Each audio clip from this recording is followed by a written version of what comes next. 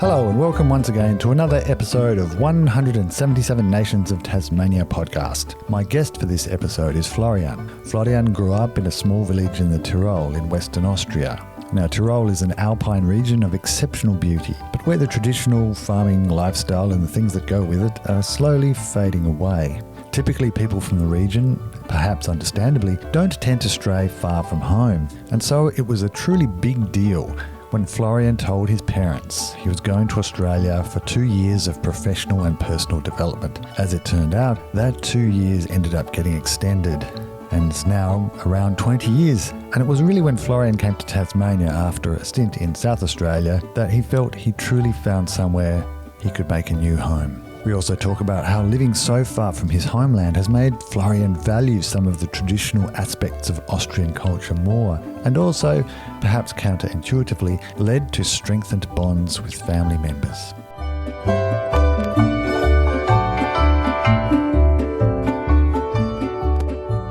I grew up in a place in a small village called Rum, R-U-M, in Austria, a stone throw from Innsbruck. It's the western part of Austria, which is fairly alpine, so I grew up in I would describe it as a fairly deep valley where you're surrounded by mountains 3,000 meters high. And that's where I spent the first 27 years of my life. And I actually grew up fairly traditionally. My parents are Catholics, so as most Austrians are. So our upbringing was relatively regimented. Also through schooling, these same sort of principles and cultural values would be applied as was in my family. I also enjoyed the outdoors. Of Austria has got fairly pronounced 4 seasons, so the summers are probably a bit warmer than here in Tasmania, up in the high 20s to low 30s, but the winters are much colder.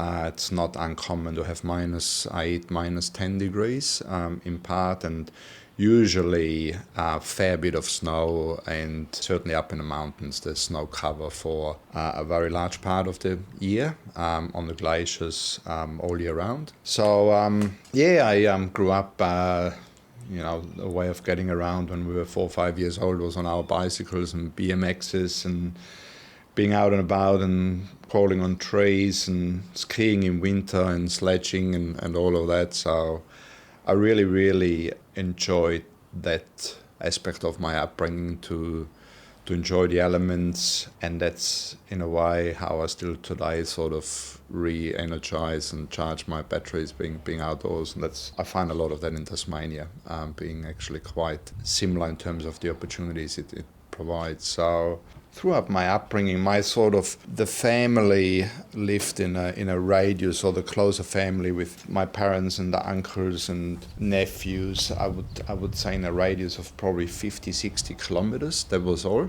And I would say 99% of the time we would operate and reside within that relatively small bubble. In summer, we would enjoy our traditional family holiday was in Lake Garda. It's 2 hours away from Innsbruck, fairly accessible from Innsbruck, and was some really nice memories there. I did my study, my mechanical engineering study, in a place called Fulpmes, in a boarding school arrangement and college in my teenage or later teenage years, again about 30 kilometers away from home. That's where I built a circle of friends there in my teenage years. So really up into my early 20s, when I commenced working again, the first full-time professional work I've done was in a foundry back in Austria for 7 years.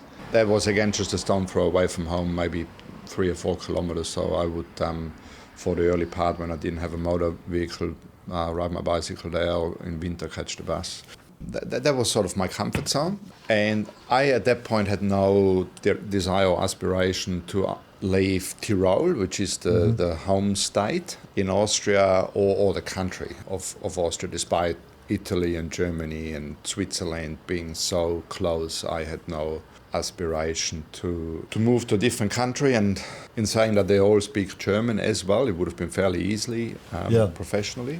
And then in my early 20s, I met my future ex-wife, as it turned out. In 1999, she grew up in Brisbane. So you met your ex-wife in Austria? Yes. She came over for a year at a time in 1999 to study German language. Okay. Her parents were from Germany. Dad was from Germany and mom from Hungary. And at that stage, I worked 3 or 4 years professionally in a manufacturing operation over there, where I thought the next step was going to be to build a house and establish a family.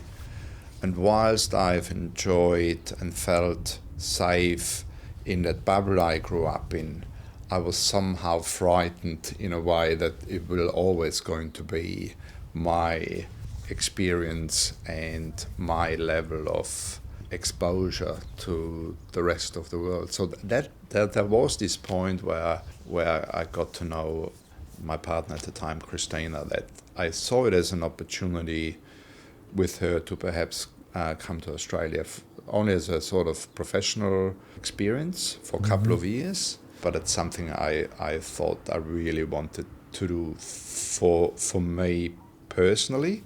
As much as he had a desire to do that too, it was important to me that I did it for the right reasons. I remember the day I told my parents. We lived in the same house. It was an old converted farmhouse from my parents. In the old days, the farmhouses would all have at least 2 stories, where the hay would be brought in and dried in the upper level of these farmhouses, and then fed down into where the cows were housed at the time and fed in winter, so they couldn't be outside. And then later, as sort of the traditional farming changed into more crop farming, these houses been converted and, as you say, added on to accommodate future generations. So yeah, we lived in the same house, and I remember the evening I went over to my parents. They sensed that this is something to go overseas is something I would entertain or certainly think about, and they just started dinner, and we sat down, my partner at the time and I, and told him that I'm coming to Australia for a couple of years. I'd like to contextualise a little bit. One of the differences I know between Austrians and Germans particularly is that Germans are known for being big travellers, but Austrians are not. Absolutely not. I mean, that very part of Austria, Tirol in particular, where a lot of farming back in the day before my generation, even from village to village, there is this, you have these different tribes and different slangs of the language. I kid you not, in the neighboring town, which was called Tower, when the old generation talked their proper slang, I couldn't understand it. I was told that. Yeah, that's how different and how deep these roots are in the different parts of even Tirol itself. So to leave Tirol or to leave Austria was a really big deal, and to leave the continent, it was like to my parents like flying to the moon. It was just really like, he's gonna leave us, and that's it. I mean, admittedly, I couldn't have moved much further away than Australia or Tasmania now, but certainly they literally dropped the spoon, and were sort of gobsmacked and I guess a bit devastated at the time. But at that time, you weren't necessarily intending to go permanently, though, were you? No, the plan was always 2 years and come back. That was, at that stage, really firm in my mind that I would see it as a learning and exposure opportunity, but certainly come back to Tirol, definitely. So in 2004, I remember it was September 11, because the flights were cheap that day. We're arrived in Brisbane with a suitcase with a young daughter at that stage. Alina, she was 1 year old at that time. So we arrived in Brisbane, and originally the plan was let's just, pretty much in one string worked 7 years with not a lot of real holidays or anything. So we thought, let's take a couple of months off and kick back and just really enjoy before I'm getting back into the professional work. But I couldn't enjoy it for a single day without knowing what's next and what's going to be my next challenge, how I'm going to provide for myself and the family. So very quickly within the first week I'm applying for jobs, and actually within days I was on a plane to Adelaide at the time to look at a job in Whyalla in South Australia. No idea at the time how that fits into the Australian landscape and what to expect there. And I remember flying out of Adelaide into Whyalla, and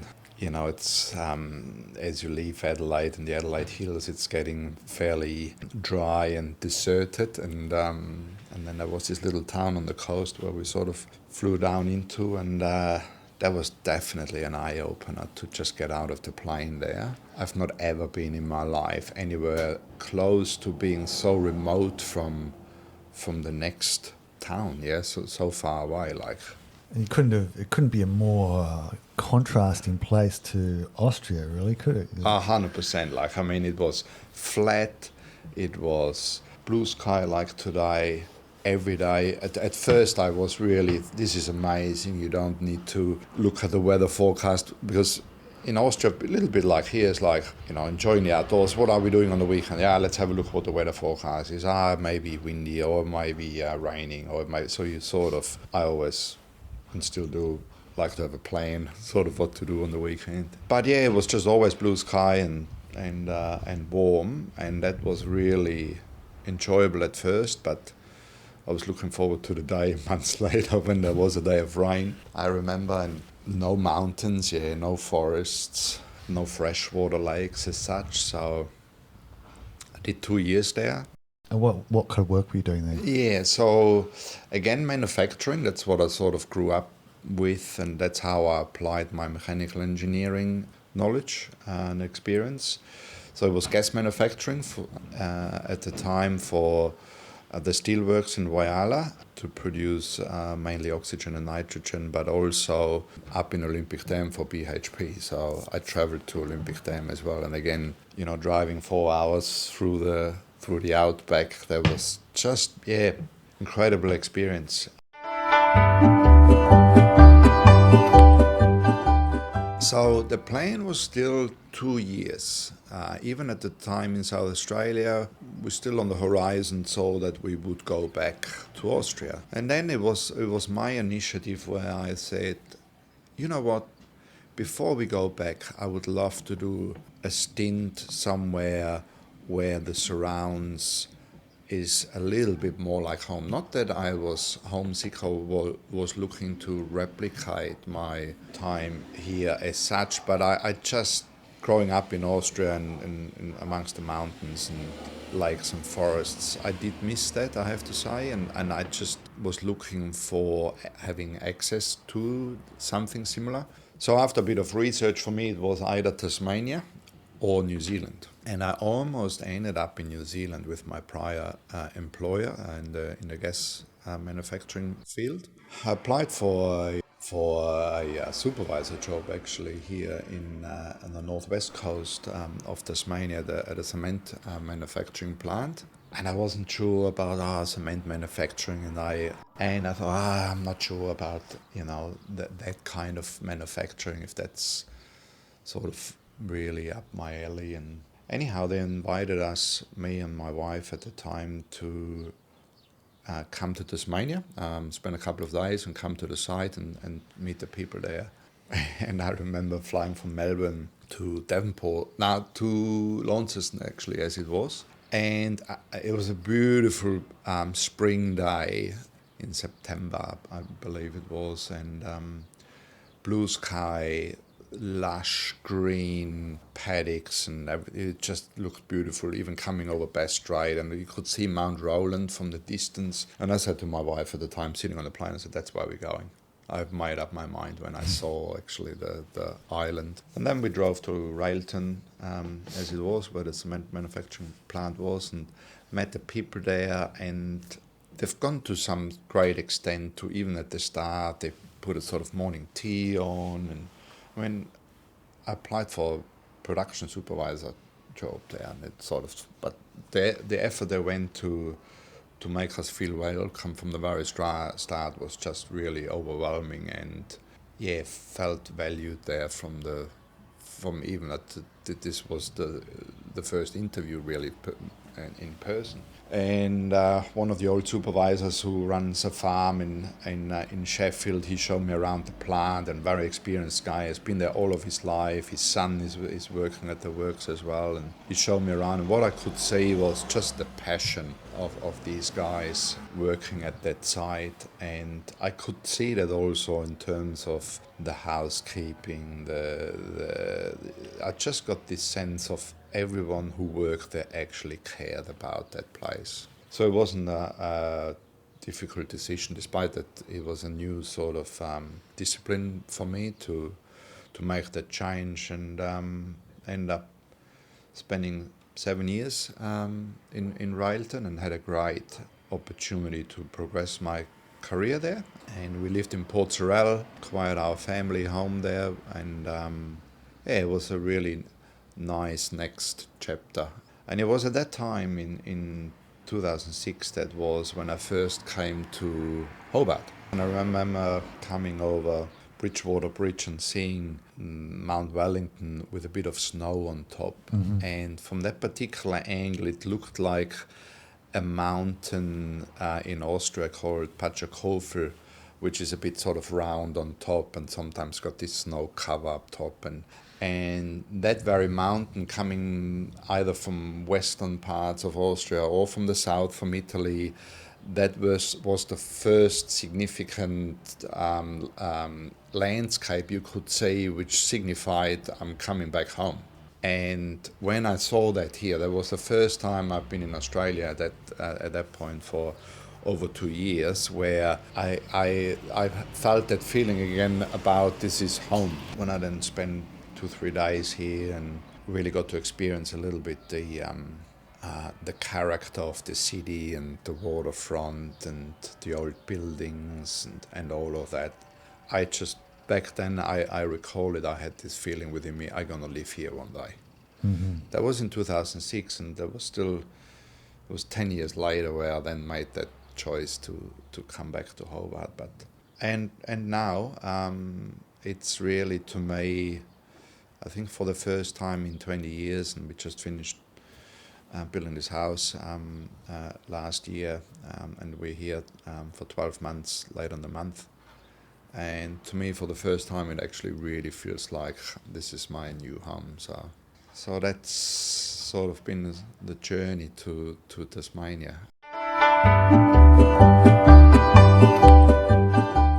When I worked in cement manufacturing after 7 years in Tasmania, there was an opportunity to introduce some continuous improvement initiatives, which we have applied here in Tasmania at the largest cement plant in Australia, in Gladstone. And that was the very reason why in 2013 I moved to Gladstone for 3 years to do that. That was a professional move. I had no desire to be in Queensland long term. I always saw myself returning to Tasmania at some point. When I sort of did the 3 years in Queensland, I almost ended up in the Philippines, again through a prior shareholder of the cement manufacturing business I worked within, and one of their directors actually lured me to have a look at the Philippines and their operations, and there was an opportunity there to run those. I recall sitting on the fence between further developing my professional career or actually use it as an opportunity to start my next chapter where I wanted to be, for me, where home was, if that makes sense. And that's what actually brought me back to Tasmania in 2016.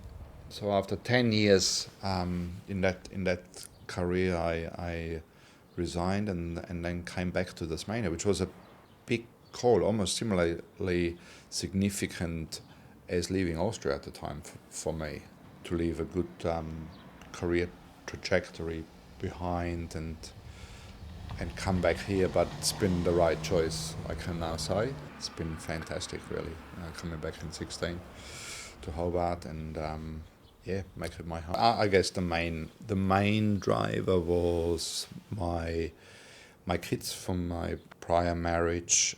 We ended up having 3 kids, 2 boys and a girl. They're between 15 and 20 now, so they, certainly a couple of them young adults now. They have always and still reside in Port-Royal up in the northwest. Okay. So that was hard when I was in Queensland to really only see them every couple of months. That was a very large driving force, probably followed by wanting to come to Hobart. That was really, I saw my next 10 years plus being, setting up here and building a home and do all of that. So these were the 2 key decisive factors, I guess. Yeah.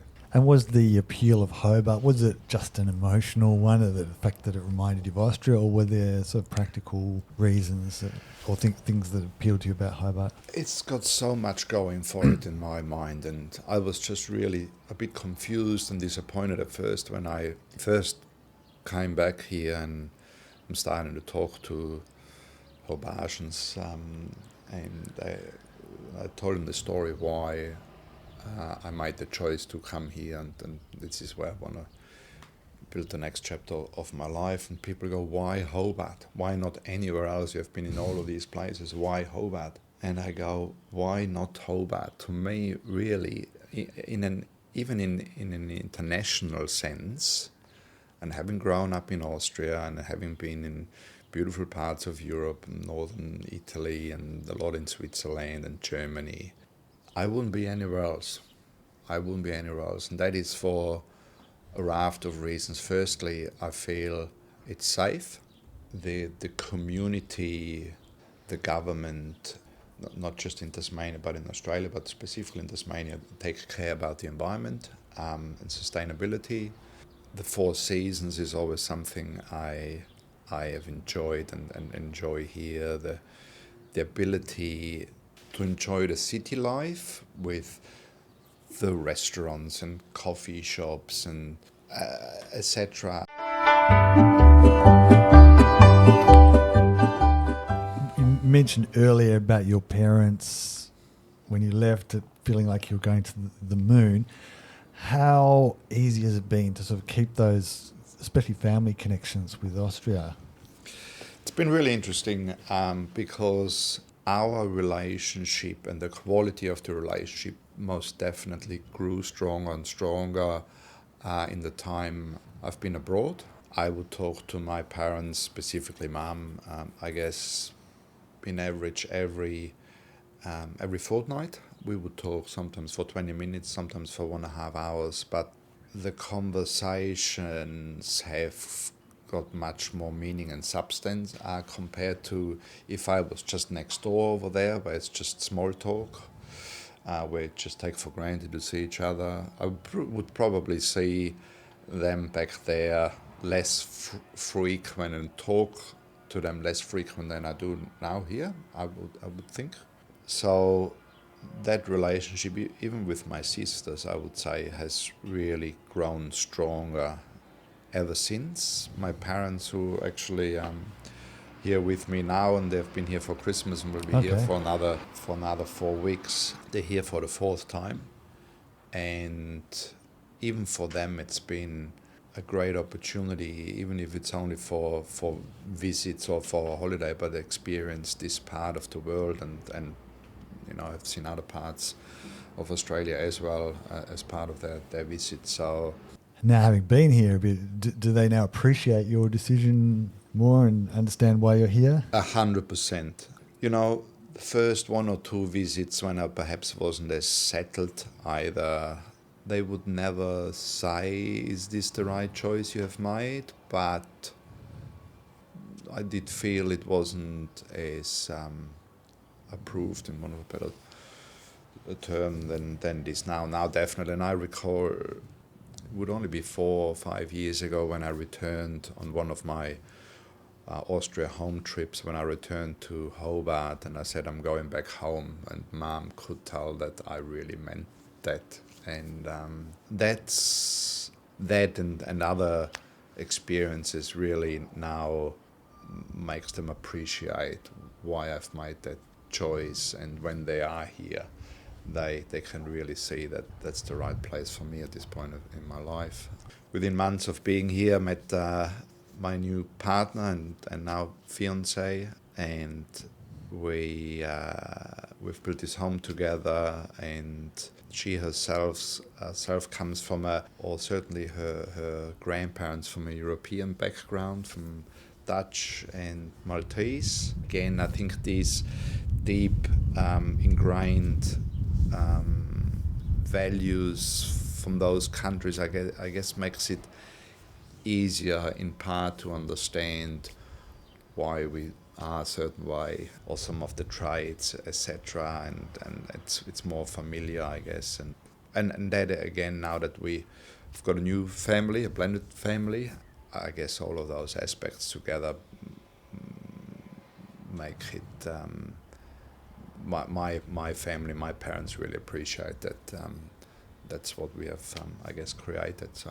And so how often have you returned to Austria? It's been in average every sort of couple of years, maybe 2.5 at a stretch. So during COVID, I think it was 3 years where I didn't return. That certainly, I sort of get the itch every 18 months that I need to go back. And in part, I've done that with my partner, or more often than not actually just by myself. It's just the ease of I can live with my parents over there when I'm over there, and I can do that on a fairly low budget. I don't need a vehicle or anything. Bicycle gets me around places, and the public transport is fairly well established in Europe. So, but yeah, I do enjoy bringing my new family back and my kids. So it's only been my daughter today who's been back. She's the only one who was born in Austria. The 2 boys were born in Australia. I was there last year in August for the first time since COVID. Our next sort of dream is having a white Christmas one day with our kids in Austria. That would be something we would like to for them to experience.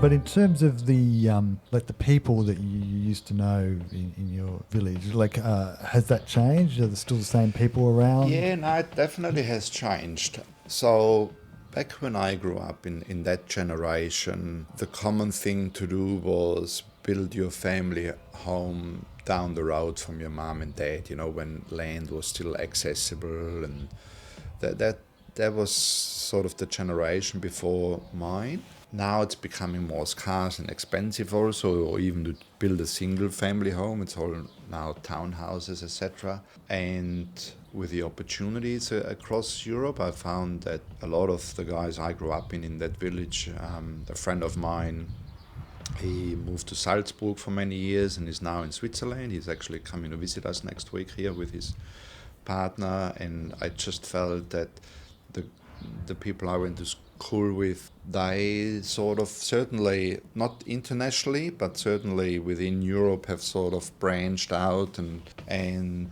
developed their careers and lives and families much more further reaching than at the time when I grew up there. So in these, call it 30 years, I certainly see that being a significant change, but a positive one, I guess. I do make an effort to catch up with people, or let people know that I'm about and back from school, etc. But I think in large, people are happy with those choices they have made and taken these opportunities outside that bubble, I guess I described earlier on. That is something that's changed. Something that's also changing is some of the core traditions. I mean, it takes real effort and commitment to maintain them. If it's playing in a traditional brass band, or if it's doing the lederhosen thing, but really it's actually some of those traditions. Here it's like a fancy dress party thing, but they have got deep meaning over there. It's a really respectful thing to wear traditional outfit, to special occasions, weddings. Often people would wear these kinds of outfits. But over time I see these cultural aspects diminishing over time, because it takes so much time and effort and commitment, really. And I guess the next generation is a little bit more high-paced and do this for a moment in time and do that for a moment in time. And it's all, seeking more stimulation, I guess. There's less value being applied to these deep cultural tribe sort of connections, which require a lot of effort and time to maintain. I see that as a change. I can see why it happens, but it's a bit of shame, and that's why I really do value those who uphold some of these traditions. And in terms of yourself and Austrian traditions and culture, to what I can see you're in the lederhosen today. to what extent do you sort of uphold your traditions or maintain your heritage in some way? Well, interestingly, I bought my first lederhosen when I was already in Australia. Okay. I did want to have one when I was a kid, but not in my younger adult years.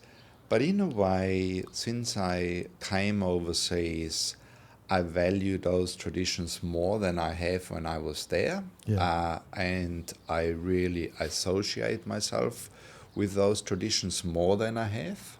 Even I love putting lederhosen on twice a year. And it's a shame that it's seen like I putting a costume on. No, this is what people wear when they go to the pub, basically, yeah? It's like Scots and their kilt, I guess. Yeah. So I really value that now more than I have done in the past. Even sort of the traditional music I would now listen to, and which never really interested me back home. But with my parents here for Christmas, we put some of the traditional sort of Tyrolean music on, which is harmonicas and brass instruments and guitar and all of that, I guess. And yeah, I value it more. And when I do go back, I seek it out more than I ever have. I would go to a festival or just to places where I can live those traditions more than I have, and I really enjoy it, actually. I guess the other part of it is of course the food and the drinks. Fairly Bavarian, I would say, like in Tirol, not very similar to having a stein of beer and a sauerkraut with some sausage and or schnitzel, for example. It's fairly traditional Wiener schnitzel.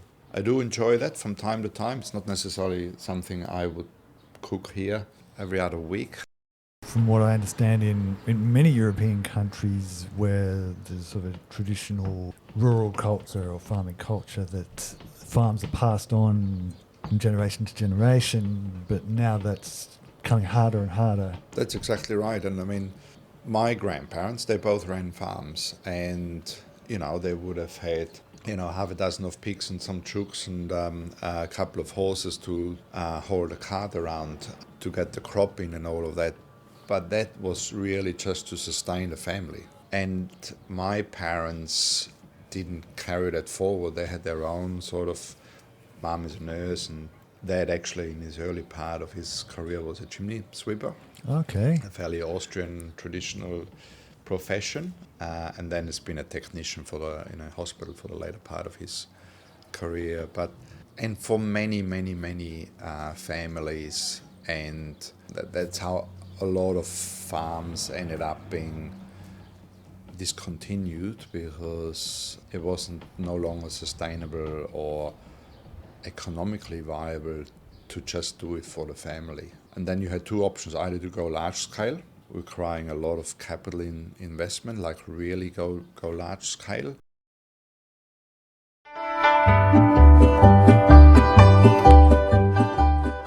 would you say are the most significant, maybe cultural differences between Austria and Australia from your experience? Generally speaking, I found it relatively easy to sort of integrate and establish in Australia.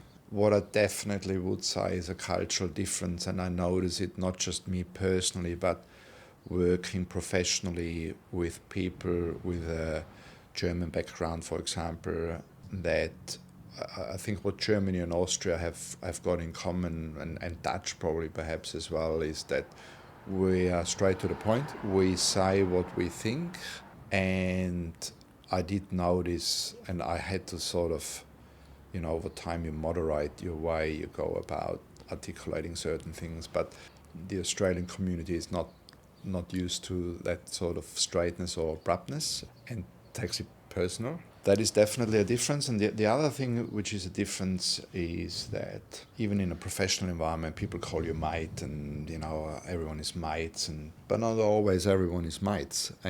But it's all under this bubble of we all good, and on the surface it's all good. But culturally, I find people find it harder in Australia or maybe not harder, but just it's less accepted to actually say what you think about a decision, about a situation, about any of that. And that I find sometimes hard, because you actually don't get the unfiltered view of people.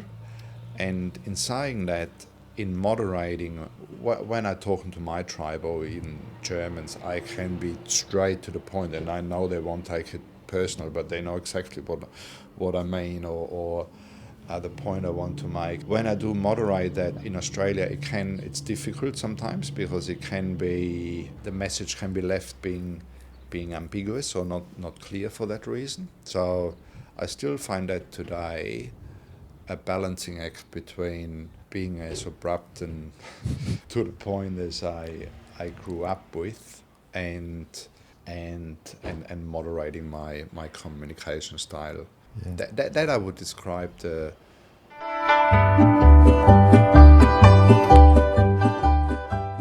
But in terms of your kids, how much do they appreciate the Austrian heritage? Have you tried to impart anything to them? My daughter definitely does. So she grew up in Austria. We left when she was only 1 year there, but she always, more than the boys, of course, not having known that she was born there, had a level of curiosity about the country. And I took her back to Austria it would have been 2015 it was. She was 12 years old at the time. And yeah, she has definitely got very fond memories of that experience. She, just like her mom, I guess, now being 20, she's definitely considering doing a stint in Europe, maybe for a year or two, which I would very much support for her own development. So out of all of them, she probably has got the strongest affiliation, having been born there, but also out of all the kids, the only one who actually visited with me and got introduced to some of the traditions. She definitely has got a strong connection there. But the boys also, I mean, they definitely grew up in a fairly Australian traditional way. I mean, they're keen fishermen, and they love the outdoors and, being on the beach and all of that.